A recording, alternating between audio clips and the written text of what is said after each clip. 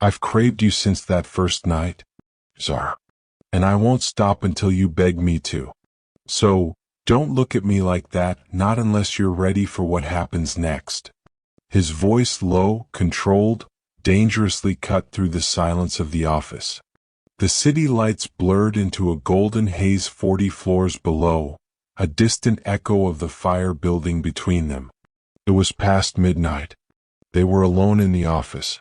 Her chest rose and fell, a frantic rhythm against the quiet. Too fast. She should have walked away.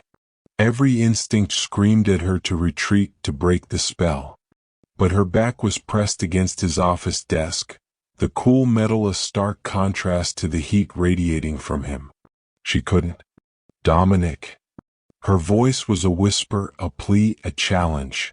Welcome to Danitos Stories. If you're returning, thank you. If you're new, you were meant to find us. Subscribe now. Don't skip. Don't rush. The dramatic part is waiting for you. Now let's begin. The sound of his name on her lips was a raw, visceral thing, tearing through his carefully built control. Say it again. His eyes, dark and intense, held her. She swallowed, the sound loud in the sudden stillness. We shouldn't say again. Each word was a hammer blow, shattering her defenses. 6 months he had waited for this exact moment for her. For this electric tension that hummed between them, thick and suffocating. But to understand the edge they stood on, the terrifying pull that bound them, we have to go back. Back to the night it all started. The night he first saw her and the moment everything was completely changed. The Ashford Gallery. Lower Manhattan. A Tuesday night in September. The air was thick with the clinking of champagne flutes, their conversations and the heavy scent of expensive perfume. Art, priced higher than most people's lives, adorned the walls. Dominic hated every second of it. His firm had designed the renovation. His presence was a formality. Show his face, shake the right hands, say the appropriate words, then escape. That was the plan. A simple, efficient plan. Then he saw her. She stood alone, a solitary figure before a canvas that dominated the wall. Blacks and deep blues swirled with violent bursts of amber, a beautiful chaos. Unlike the showy crowd, she wasn't performing. No practiced smile, no perfectly angled wine glass. She was simply looking, truly seeing the art. Her head tilted, a subtle gesture. Dark eyes, sharp and keen, focused on the painting as if it held a secret only she could unlock. As if the canvas owed her an explanation and she was prepared to wait for it. He moved closer, drawn by an invisible force, before his mind had even registered the decision. You hate it? He said, his voice cutting through the polite hum of the gallery. She didn't startle. Didn't even glance his way. A faint, almost imperceptible smile touched her lips as she continued to gaze at the painting. What makes you think that? Her voice was low, melodic, a challenge in itself. The way you're looking at it, like you're searching for one good reason to tolerate it. He watched her, captivated. She finally turned, her eyes dark and deep, meeting his. And in that instant, something in his chest went utterly still. The kind of silence that precedes a storm. The kind that heralds a huge change. Or maybe, she said slowly, her gaze steady, I'm trying to understand why someone would pay $60,000 for a controlled disorder. Controlled disorder, he repeated, a faint smile playing on his lips. That's generous. Her mouth curved, a genuine, fleeting smile this time. I'm a generous person. A lot. He knew it then, a flicker of intuition, a sense of the complicated game they were starting. He just didn't know how deep the deception ran. Her name was Zara. Just Zara, she'd said. No last name, no context. A conscious choice, a test of his patience. They talked for 2 hours, the gallery's polite chatter fading into background noise. They spoke of art, not the $60,000 kind, but the art that cracks you open in the quiet solitude of a room. Of architecture, each building a silent conversation between space, light, and the souls who dared to inhabit it. Of the peculiar loneliness that comes with mastering something few truly comprehend. She was sharp, her words chosen with precision. But when a topic truly caught her interest, her entire self changed. A hidden door unlocked. Her hands moved, expressive and graceful, emphasizing her thoughts. She interrupted herself, eager to delve deeper into an idea, to dissect it, to understand its core. She argued with him, a playful back and forth, a smile always lingering on her lips. He couldn't tear his gaze away. "Let me buy you a real drink," he said eventually, the words a desperate attempt to prolong the inevitable. Somewhere without the $60,000 chaos. She looked at him, then truly looked, and for one fleeting, powerful second he saw it. The consideration. The undeniable pull. The same strong desire he felt reflected in her dark eyes. A quiet understanding of the spark that had ignited between them. Then her phone buzzed. The harsh reality of the outside world intruded. Her eyes dropped to the screen, and the warmth drained from her face, replaced by a cool, distant mask. Her shoulders pulled inward, a defensive posture. "I have to go, Zara." He reached for her, a useless gesture. "It was lovely meeting you, Dominic." Lovely. The word hung in the air, a casual whisper. As if the last 2 hours, the intense connection, had been nothing more than a minor appointment. A mere formality. "At least give me your number." He pressed, unwilling to let her slip away. She looked at him one last time, an unreadable expression on her face. Regret. Warning. Both. "I can't. Can't or won't." He challenged, his voice tight with frustration. "Does it matter?" And then she was gone. Lost in the crowd, swallowed by the anonymity of the gallery. He stood there, a glass of unwanted wine in his hand, staring at the empty space where she had been. The silence roared in his ears. He found the gallery director, a man with a knowing smirk. "Zara Bennett. She curates for us sometimes." Brilliant eye. Dominic pressed for her contact information. The director chuckled. "You and half the men in this room." He paused, his gaze speculative. "She doesn't mix business with pleasure. Never has." Dominic left with nothing. No number. No way to find her. Only the lingering memory of dark eyes and a smile that felt like a door slamming shut before he could even step through it. He told himself to let it go. He told himself that for 6 long months. 6 months. 6 months of attending gallery openings he had no business being at. 6 months of haunting art events in unfamiliar neighborhoods, scanning faces in crowded rooms, telling himself it was networking. It wasn't networking. It was a desperate, relentless search for a ghost. If you're feeling this story, hype it so others can find it. Comment where you're watching from now. Back to the story. Then, on a crisp Tuesday morning in March, his assistant's voice crackled through the intercom. "Your 10 o'clock is here early, Mr. Cole. Shall I send her in?" A flicker of annoyance. Who's the 10 o'clock? He rarely forgot appointments. Zara Bennett. The gallery commission. The words hit him like a physical blow. He set down his coffee. Very, very carefully. The woman he had spent half a year trying to find, the woman who had stayed in his thoughts, was in his lobby. As a client. The irony was an unpleasant taste in his mouth. He told himself to be professional. Straightened his tie.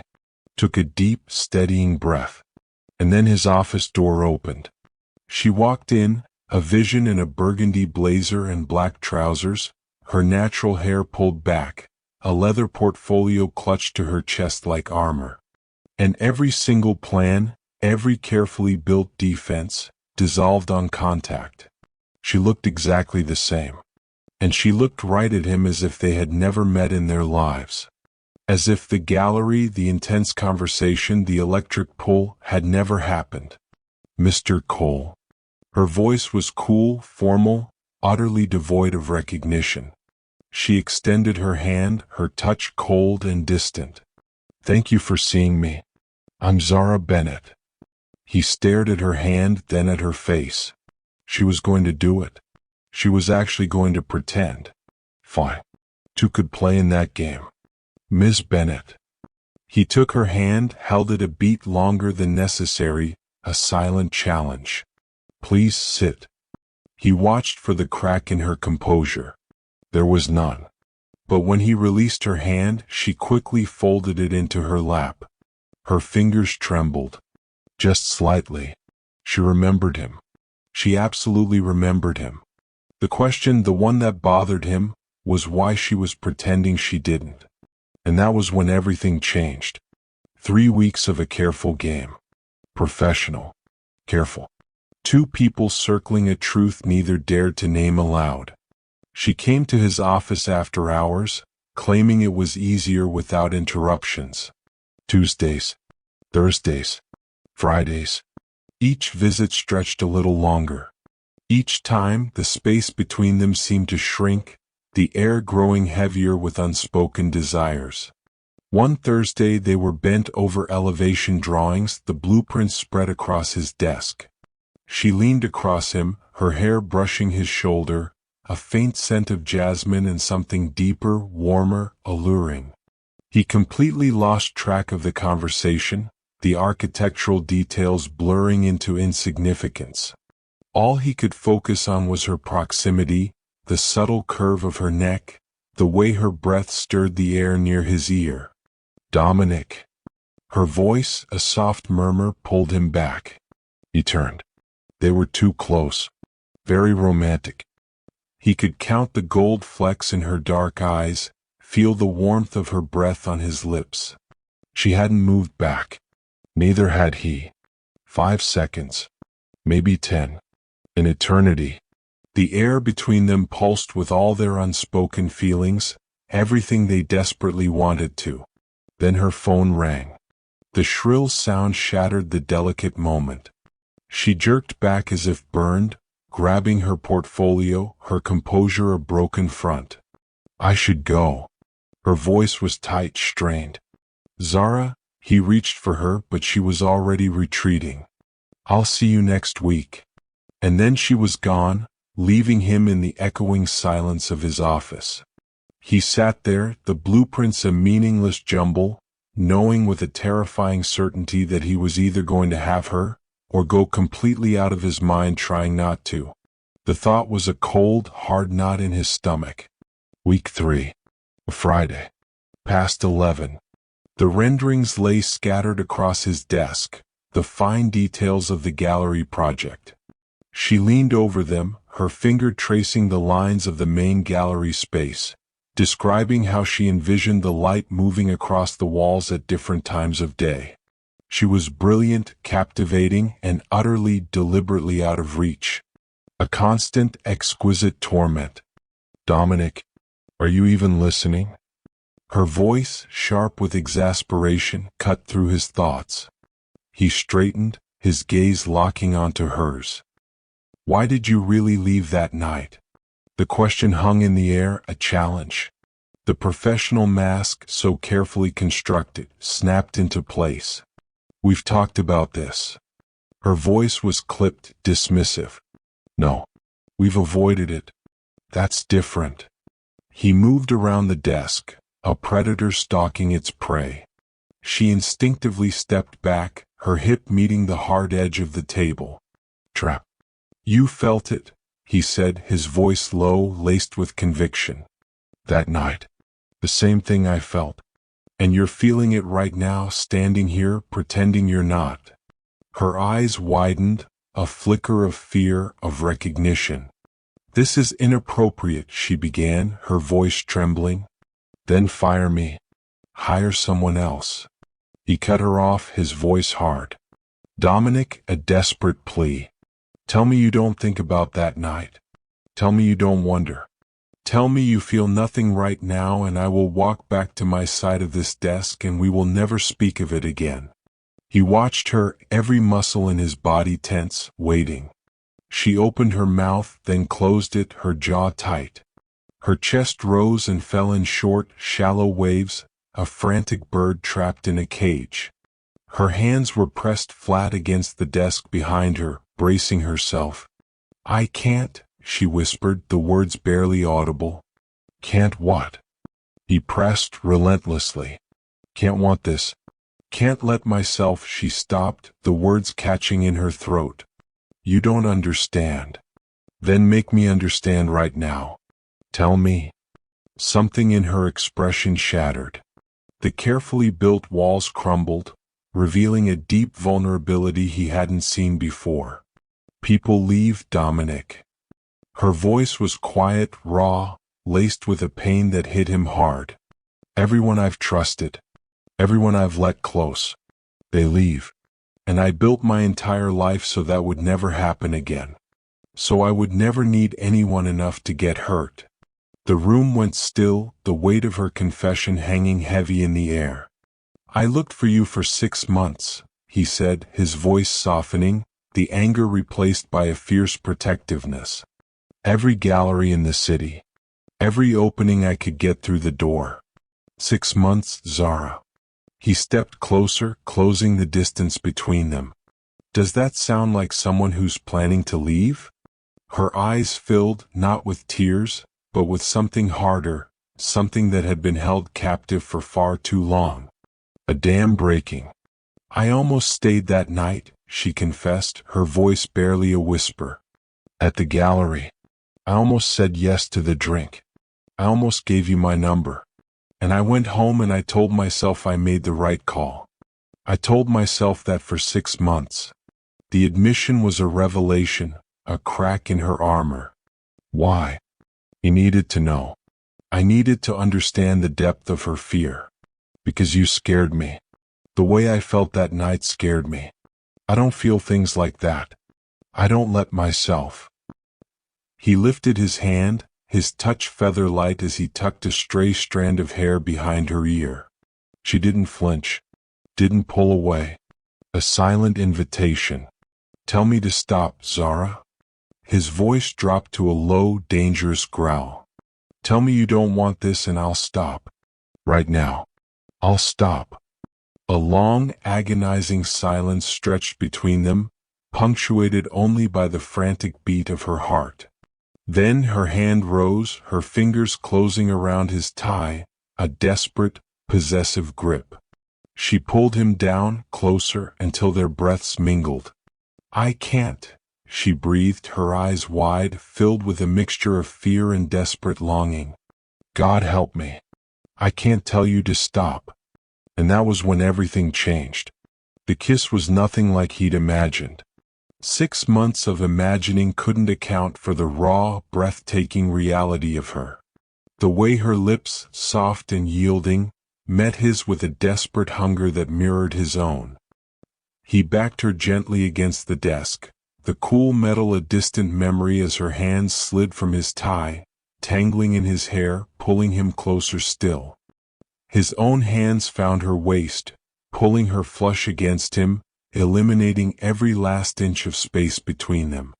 For a moment, there was no gallery project, no contract, no city burning bright behind the glass. There was only her. 6 months of agonizing wait, leading to this explosive, undeniable connection. The feeling that something that was always meant to happen was finally, gloriously happening. When he pulled back just enough to look at her, she was breathless, flushed. Her eyes, dark and dilated, held a wild, untamed beauty that surpassed anything he had remembered. Dominic. Her voice was a ragged gasp. Say it again. He craved the sound of his name on her lips, a deep need. She laughed, a surprised, breathless sound. We're a disaster. Probably. He agreed, a smirk playing on his lips. We have a contract. I'm your client. A last, desperate attempt at reason. I'll assign the project to my partner. No conflict. No complications. He dismissed her concerns with a wave of his hand. Her eyes blinked wide with disbelief. Just like that. Zara, I spent 6 months looking for you. I'm not losing you over a building. Something shifted in her expression. The mask, the armor, all of it fell away, revealing something soft, scared, and achingly real. A vulnerability that stole his breath. I don't know how to do this, she said quietly, her voice barely a whisper. The feelings part. Letting someone in part. I'm not built for it. Neither am I, he admitted, his voice rough with emotion. We'll figure it out. A simple promise, yet it held the weight of 1,000 unspoken vows. That simple? She searched his eyes, a flicker of hope, a hint of doubt. That simple. He pressed his forehead to hers, feeling her breath settle against his lips, a soft, steady rhythm. What if I hurt you? Her voice was barely audible, a fragile fear. What if you don't? He countered, his gaze fixed. What if this ruins everything? What if it doesn't?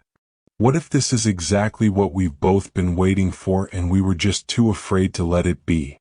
A long, quiet moment stretched between them, filled with the unspoken questions, the hesitant hopes. Then she kissed him again. Softer this time. Slower. Not desperate but deliberate. A decision being made. A door long locked, finally creaking open. When she finally pulled back, a genuine smile bloomed on her face. The real one. The one from the gallery. The one he'd been chasing for 6 months without even realizing it. I'm still terrified, she whispered, her eyes still wide with a lingering fear. I know. He held her face in both hands, his thumbs tracing the delicate curve of her cheekbones. I've got you. For as long as you'll let me, I've got you. A promise whispered into the quiet night. That's a dangerous thing to promise, Dominic Cole. Good thing I've never once played it safe. She laughed again, a full, unrestrained sound that filled the office. And in that moment he knew. She wasn't running. Not tonight. Not tomorrow. Not ever. Some people you meet and forget before you reach the door. Others stay in you in the quiet parts, the late night parts, the parts you don't talk about. Zara was the second kind. The rare kind. The kind you spend 6 months searching for without fully admitting to yourself that's what you're doing. She was the organized chaos in a room full of art. The question he didn't know he was asking. The answer that was worth every single night of looking. And standing there with the city glowing behind her and her hand in his, and 6 months of waiting finally over, he made her a promise. I've craved you since that first night, Zara. Her breath caught. A sharp intake of air. And I promise I won't stop until you beg me to. She looked up at him, dark eyes wide, lips parted. Dominic? Say it again. And this time she didn't tell him they shouldn't. She didn't tell him to stop. She simply leaned in, her unspoken answer a silent surrender. The loop closed, the story beginning anew, forever entwined. What would you rate this story? Drop 0 to 10 in the comments right now. If this story moved you, hit the subscribe button for more emotional journeys every day. And if it truly touched your heart, consider leaving a super thanks. Your support helps us create more stories like this. Every contribution, big or small, means a lot. Ready for the next story? It's even more dramatic than this. Click now. Thank you for being part of this journey.